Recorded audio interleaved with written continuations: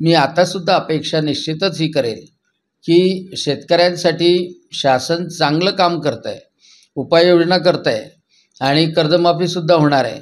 परंतु ह्या सगळ्या गोष्टी साधण्यासाठी आणि शेतकऱ्यांना मनोधैर्य देण्यासाठी निश्चितच प्रशासन, कृषी विभागाने समोर येऊन काम करणं आवश्यक आहे. आणि शेतकऱ्यांच्या बांधापर्यंत, शेतकरी मित्राच्या माध्यमातून शेतकऱ्यांपर्यंत पोहोचणं आणि शासनाच्या कोणत्या कोणत्या योजना आहे आणि त्यामध्ये शेतकऱ्याच्या कर्जबाजारीपणातून, शेतकऱ्याच्या दुःखातून त्याची कशी सुटका होऊ शकते हे सांगणंसुद्धा आवश्यक आहे.